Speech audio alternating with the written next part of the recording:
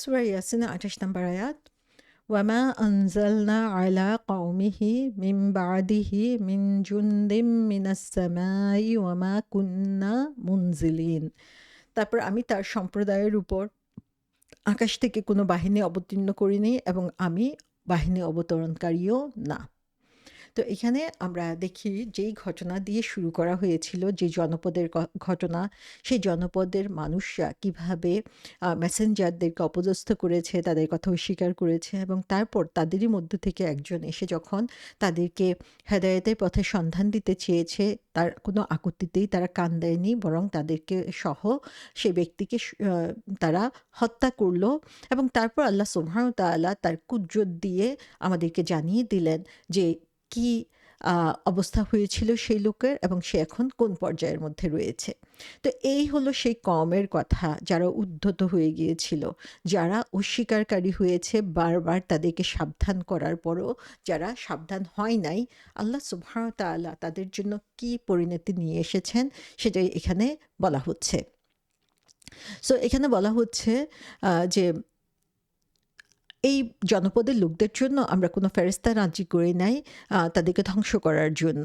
যা আমরা করেছি যে খুব সামান্য জিনিসই তাদের জন্য পাঠিয়েছি তাদেরকে ধ্বংস করার জন্য। অর্থাৎ তারা নিজেদেরকে এত শক্তিশালী মনে করেছে এবং যার মাধ্যমে তারা একে একে প্রত্যেককে তারা অপদস্থ পর্যুদস্ত করেছে। কিন্তু আল্লাহ সুবহানাহু ওয়া তাআলার শক্তি হচ্ছে এমন যে তার জন্য বিশাল বাহিনীর দরকার হয় না এই নিজেদেরকে যারা এত শক্তিশালী মনে করে তাদেরকে ধ্বংস করার জন্য। এর আগে সেই ব্যক্তি কথা বলছিল, সেখানে তিনি বলছিলেন যে তার মৃত্যুর পরে তিনি একটা সম্মানজনক অবস্থার মধ্যে রয়েছেন আখিরাতে।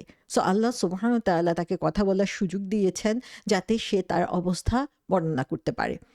এখন আল্লাহ সুবহানাহু ওয়া তাআলা আমাদেরকে আবার আমাদের দৃষ্টি ফিরিয়ে নিচ্ছেন সেই জনপদের লোকদের প্রতি যারা রিজেক্ট করেছিল, যারা মেসেঞ্জারদের ক্ষতি করেছিল এবং তাদেরকে হত্যা করেছিল, যারা তাদের সাপোর্টে ছিল তাদেরকে পর্যন্ত তাদের উপরে তারা অত্যাচার চালিয়েছিল।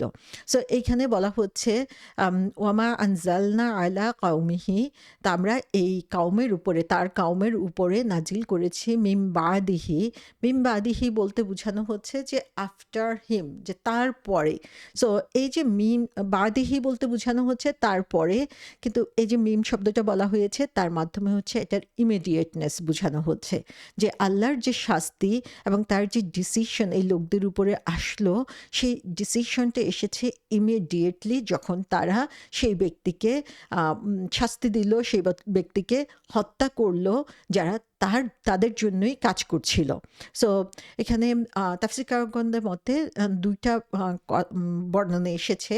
একটা হচ্ছে তিনি বলতে কাকে বোঝানো হয়েছে, সরি, এখানে জুন্দ বলতে আর্মি বা সৈন্যবাহিনীকে বোঝায়। সো তাবারি রহমতুল্লাহ আলাইহি বলেছেন যে এর একটা অর্থ হচ্ছে আরেকজন নবী অথবা মেসেঞ্জার পাঠানো হয়েছে, আরেকটা অর্থ হচ্ছে একটা সৈন্যবাহিনী পাঠানো হয়েছে। সো প্রথম মতামতটা আসলে খুব বেশি পায় নাই, গ্রহণযোগ্যতা পায় নাই। মূলত মনে করা হয় এখানে সৈন্যবাহিনীর কথা বুঝানো হয়েছে এবং কুরতুবী রহমতুল্লাহ আলাইহি বলেছেন এটা হচ্ছে ফেরেশতাদের সৈন্যবাহিনী। সো আল্লাহ সুবহানাহু ওয়া তাআলা এখানে বলছেন, আবারও বলছেন যে মিন জুনদিন। সো এখানে আবার মিন শব্দটা ব্যবহার করা হয়েছে যে সৈন্যবাহিনী বুঝানোর জন্য। আল্লাহ সুবহানাহু ওয়া তাআলা শুধু জুনদান বললেই পারতেন যে সৈন্যবাহিনী বুঝানোর জন্য, কিন্তু মিন শব্দটা বলা হয়েছে। তো আল্লাহ এখানে আমাদেরকে বলছেন যে তিনি যে কোনো ধরনের আর্মি এখানে পাঠান নাই। সো এটা এমন না যে মানুষ অথবা ফেরেশতাদের সৈন্যবাহিনী তাদের উপরে পাঠানো হয়েছে, বরং আল্লাহ সুবহানাহু ওয়া তাআলা এই জুনদিন শব্দটা ব্যবহার করে বলছেন যে ফেরেশতারা তাদের প্রতি আসতো, যে ফেরেশতারা যেরকম ঝাঁকে ঝাঁকে দল বেঁধে একটা সৈন্যবাহিনী যেরকম নিয়ম শৃঙ্খলা মেনটেন করে আসে, যেটা আমরা সূরা বাকারাতে দেখি, বদরের যুদ্ধের ঘটনা বর্ণনা করার সময় সূরা ইমরানে, তারপরে বদরের যুদ্ধ যে ঘটনা সেখানে আমরা বর্ণনা করে দেখি যে তারা যখন নেমে এসেছিল ঝাঁকে ঝাঁকে কিন্তু একটা সৈন্যবাহিনীর মতো অর্গানাইজড ওয়েতে তারা আকাশ থেকে নেমে এসেছিল, যে কথাটা আমরা দেখি সূরা ইমরানে বলা হয়েছে যে অবশ্যই তোমরা যদি সবর করো এবং বিরত থাকো আর তারা যদি তখনই তোমাদের উপরে চড়াও হয় তাহলে তোমাদের পালনকর্তা চিহ্নিত ঘোড়ার উপর 5,000 ফেরেশতা তোমাদের সাহায্যে পাঠাতে পারেন। তো আল্লাহ সুবহানাহু ওয়া তাআলা সেই যে ফেরেশতা পাঠিয়েছিলেন সেটা আমরা জানি যে 313 জন মাত্র মুসলিম হাজার অস্ত্রশস্ত্র সজ্জিত সৈন্যবাহিনীর এগেনস্টে দাঁড়িয়েছিল। এবং সেই সময় কি হয়েছিল, সূরা আনফালে আল্লাহ বলছেন, তোমরা যখন ফরিয়াদ করতে আরম্ভ করেছিলে স্বীয় পরওয়ারদিগারের কাছে, তখন তিনি তোমাদের ফরিয়াদের মঞ্জুরি দান করলেন যে আমি তোমাদের সাহায্য করব ধারাবাহিকভাবে আগত হাজার ফেরেশতার মাধ্যমে। সো আল্লাহ সুবহানাহু ওয়া তাআলা সেই ফেরেশতা পাঠিয়ে মানুষকে শাস্তি দিতে পারেন সেটা বা সাহায্য করতে পারেন, সেই সৈন্যবাহিনীর কথা এখানে বোঝানো হয় নাই। সো আমরা দেখি যে যখন আমরা ঘর থেকে বের হই, সে ঘর থেকে বের হওয়ার যে দোয়াটা আমরা পড়ি, বিসমিল্লাহি তাওয়াক্কালতু আলাল্লাহি লা হাওলা ওয়ালা কুওয়াতা ইল্লা বিল্লাহ, সেখানে আমরা দেখি যে ফেরেশতারা কিভাবে আমাদের প্রোটেকশনের জন্য, আমাদেরকে রক্ষা করার জন্য চলে আসে। যে আমরা যখনই এই কথাটা বললাম যে আমি আল্লাহর নামে, আল্লাহর উপরে বিশ্বাস রাখলাম এবং এখানে কোনো শক্তি নেই, কোনো